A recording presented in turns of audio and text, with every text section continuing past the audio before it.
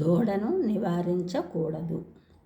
నా వారయేద్గాంధ యంతి నా చక్షీత కస్యచిత్ నా దీవీం దాయుధం దృష్ట్వా కస్యచిద్ధర్మయేద్బుధః నా వారయేద్గాంధయంతి నా చక్షీత కస్యచిత్ నా దీవీం దాయుధం దృష్ట్వా కస్య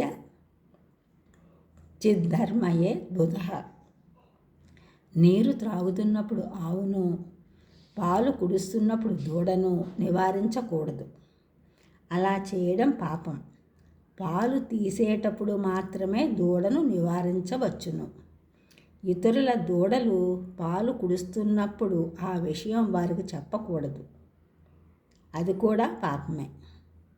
ఆకాశంలో ఇంద్రధనస్సు చూచినవాడు, అందులో దోషాన్ని చూచినవాడు ఆ దోషాన్ని ఇతరులకు చెప్పకూడదు, చూపించకూడదు.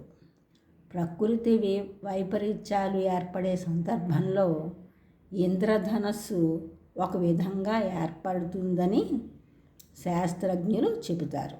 ఈ ఛానల్ చూసినందుకు కూడా సబ్స్క్రైబ్ చేయండి, షేర్ చేయండి, లైక్ చేయండి, కామెంట్ చేయండి. సబ్స్క్రైబ్ చేసినందుకు కూడా కృతజ్ఞతలు, షేర్ చేసుకుని, లైక్ చేసుకుని, కామెంట్ చేసినందరికీ కూడా ధన్యవాదములు.